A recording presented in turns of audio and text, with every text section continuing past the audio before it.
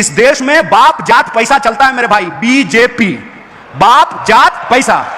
कहते हैं ना कि ये दुनिया है काला बाजार की, पैसा बोलता है, पैसे से हर चीज खरीदा जा रहा है। अगर बाप जात और पैसा नहीं है तो तुम्हारे पास एक ही विकल्प है, तुमको ऑथेंटिक होना पड़ेगा। वैलेंटाइन डे पे झूठ मूठ का आई लव यू कहने से काम नहीं चलेगा मेरे भाई। अगर प्यार करते हो तो तुम्हारे दिल में प्यार हो, और वो प्यार ऐसा हो कि वो इंसान तुमको मिले ना मिले तुम ही प्यार बन जाओ, ऐसा जज्बा तुम्हारे अंदर होना पड़ेगा। और ऐसा जज्बा अगर तुम्हारे भीतर है तो मैं तुमको एक बात कह देता हूं, कोई बाप ऐसा बच्चा नहीं पैदा किया है कि संघर्ष की कोख से पैदा होने वाले इंसान का रास्ता रोक दे। तुमको सत्य के साथ खड़ा होना पड़ेगा। फिर वो जो नेताजी के साथ तुम ऐसे फोटो खिंचा रहे हो ना, वो नेताजी अपने पीए से फोन कराएंगे कि जरा उसको बुला दो, तो तुम कहना नेताजी बाद में आते हैं, अभी हम आंदोलन करने जा रहे हैं, जरा कलेक्टर को हम स्मारक पत्र देने के लिए जा रहे हैं। तुमको इस देश में वंश के नाम पर पेट में मार दिया जाता था, इस बात को याद रखना। तुमको पेट में मार दिया जाता था और तुमको अपने ही बाप को मुखाग्नि देने का अधिकार नहीं था, अपनी ही मां की चिता पे शामिल होने का तुमको अधिकार नहीं था। अगर तुम्हारा पति मर जाए तो तुमको जिंदा जला दिया जाता था, इस बात को याद रखना, क्योंकि तुमको जीने का अधिकार नहीं है, तुम विधवा हो चुकी हो। कबीर कहते हैं कि काकर पाथर छाड़ी के माजिद लियो बनाए, तापर मुल्ला बांगरे बहरो भयो खुदाए। ये होता है सत्ता को चुनौती देना। वही कबीर जो लिखते हैं कि काकर पाथर छाड़ी के माजिद लियो बनाए, तापर मुल्ला बांगरे बहरो भयो खुदाए, वही कबीर लिखते हैं कि पाथर पूजे हरि मिले तो मैं पूजूं पहाड़। वही कबीर लिखते हैं, वही नानक लिखते हैं, वही बुद्ध लिखते हैं, वही इस देश के जन कवि लिखते हैं। अगर बुद्ध ने उंगली माल को संत बना दिया अपने अहिंसा से, तो तुम भी आज के उंगली माल को रास्ते पे ला सकते हो अपने संघर्ष से। बस इस बात को याद रखना। तो किसी के लिए पॉलिटिक्स मैथमेटिक्स है, किसी के लिए पॉलिटिक्स केमिस्ट्री है कि इस जात को इस जात से जोड़ देंगे, जैसे लैब में बैठ करके हम लोग कोई पॉलिटिक्स खड़ा कर देंगे।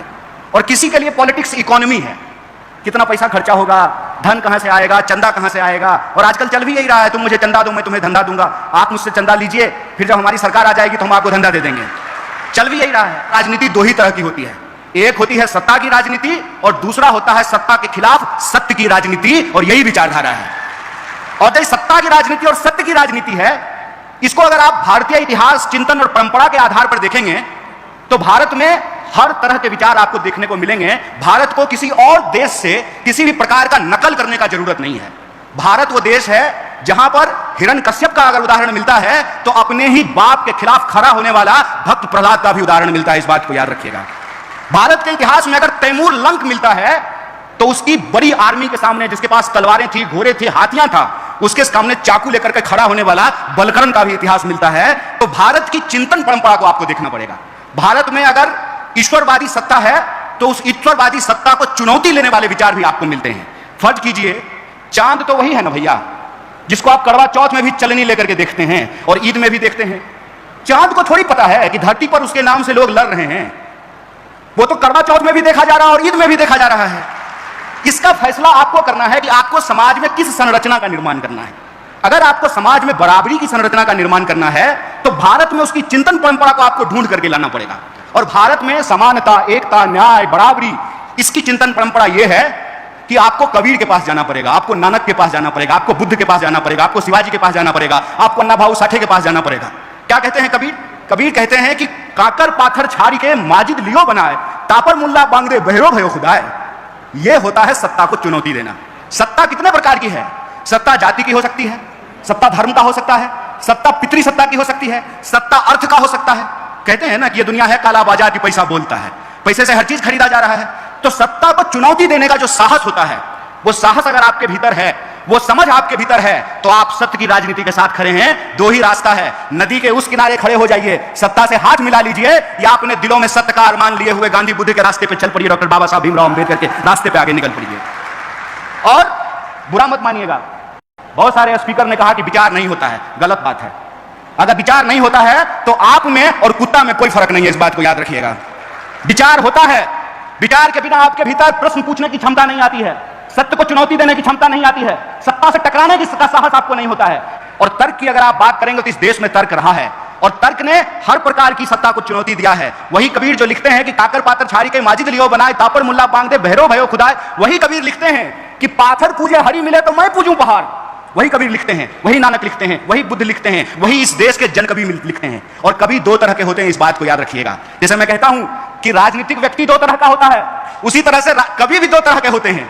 एक कवि वो होता है जो राजा के दरबार में बैठ करके राजा के लिए भजन गाता है, दूसरा कवि वो होता है जो जनता के बीच में जनसंघर्षों का गीत गाता है। इसका चुनाव आपको करना है। अगर आपके पास विज्ञान का समझ नहीं है तो संसद में बैठ करके आप कौन सा पॉलिसी बनाएगा हमको बता दीजिए। जो फिजिक्स पढ़ा ही नहीं है, जिसको मालूम ही नहीं है कि न्यूटन के फिजिक्स में, आइंस्टाइन के फिजिक्स में और क्वांटम फिजिक्स में क्या डिफरेंस है, उसको नैनो टेक्नोलॉजी नहीं पता चलेगा, उसको एआई नहीं पता चलेगा, इंजन का डिसइंटीग्रेशन कैसे हो रहा है उसको नहीं पता चलेगा। इसीलिए पर्यावरण को बचाने के लिए जो नीतियां बनानी है वो नीतियां वो नहीं बना पाएगा। इसीलिए वो इकोलॉजी के सवाल को अपने पॉलिटिक्स में शामिल नहीं कर सकता है। अगर आपको इतिहास की समझ है तो आप यह बात बखूबी समझते हैं कि राजा आपस में लड़ते थे, जनता नहीं लड़ती थी। राजा के हार या जीत जाने से जनता का भला नहीं होता था। जनता का भला आपको मालूम है कब हुआ? आजादी के आंदोलन से, उस गर्भ से, उस स्वतंत्रता आंदोलन के गर्भ में। तो जब देश आजाद हुआ 1947 में, तो कॉन्ट्रैक्ट के तहत भारत का संविधान इस देश की सर्वोच्च जनता को स्वीकार नहीं होता। और एक जनता मतलब एक वोट, मतलब जो हवाई जहाज से उड़ेगा उसका भी वोट एक और जो पैदल चलेगा उसका भी वोट एक होगा। यह सुनिश्चित किया गया है इस देश के संविधान से। देखिए, हमारे हाथ में हो, किसी व्यक्ति के हाथ में हो, तो वो रोशनी का गलत विभाजन कर सकता है, वो रोशनी का गलत वितरण कर सकता है। लेकिन अगर सोशल कॉन्ट्रैक्ट के तहत यह बात स्वीकार की गई है कि हर अंधेरे कोने में रोशनी फैलाई जाएगी, तो उसी आधार पर भारतीय व्यवस्था का निर्माण किया जाएगा। और जब देश 47 में आजाद हुआ, संविधान सभा का गठन हुआ, 50 में जब संविधान लागू हुआ, तो आपको मालूम होना चाहिए कि इस देश में जाति व्यवस्था के खिलाफ जो हजारों साल का संघर्ष था, उसको एक जीत हासिल हुई, उसको एक मुकाम हासिल हुआ और पहली बार ब्राह्मण और दलित को बराबर को वोट देने का अधिकार मिला। यह इस देश के संविधान से संभव हो पाया है। हमारी बहनें यहां बैठ करके शानदार भाषण दी हैं। मैं अपनी बहनों को बस एक बात कहना चाहता हूं, मेरी प्यारी बहनों, तुमको इस देश में वंश के नाम पर पेट में मार दिया जाता था, इस बात को याद रखना। तुमको पेट में मार दिया जाता था और तुमको अपने ही बाप को मुखाग्नि देने का अधिकार नहीं था, अपनी ही मां की चिता पे शामिल होने का तुमको अधिकार नहीं था। अगर तुम्हारा पति मर जाए तो तुमको जिंदा जला दिया जाता था, इस बात को याद रखना, क्योंकि तुमको जीने का अधिकार नहीं है, तुम विधवा हो चुकी हो। ये तमाम कानून इस देश में बदले गए और महिलाओं को भी पढ़ने का अधिकार मिले, उसके लिए सावित्रीबाई फूले ने संघर्ष किया और महिलाओं को पढ़ाया। और जब आज महिलाएं पढ़ी हैं तो उसका नतीजा है कि वो पढ़ा भी नहीं है और पढ़ भी नहीं है और मंच पे खड़ा होकर के आज भाषण दे रही हैं। इस बात को याद रखना कि इस देश का इतिहास, अगर उसमें शोषण है तो उस शोषण के खिलाफ संघर्ष का भी इतिहास है और इसी देश में महिलाओं ने भी एक से एक संघर्ष किए हैं। आजकल युवा नेता क्या करते हैं? मोबाइल लेते हैं और किसी दोस्त को पकड़ा देते हैं। ध्यान से सुनना इस बात को। किसी दोस्त को पकड़ा देते हैं और कोई नेता जब अपने गाड़ी से उतरता है ना, उसके बगल में जाके खड़ा हो जाते हैं, सर नमस्ते, और उसको कहते हैं कि जब हम ऐसे हाथ करेंगे ना, फटाक से क्लिक कर लेना तुम उसको। और जो ही वो ऐसे हाथ एक्शन देगा त्यों ही फोटो खींच लेगा और सोशल मीडिया पे डालेगा। आज अमुक नेता से देश की राजनीति पर गंभीर चर्चा करने का अवसर प्राप्त हुआ। हाथ जोड़ करके कहते हैं भाई ये मत करना, ये मत करना, ये याद रखना।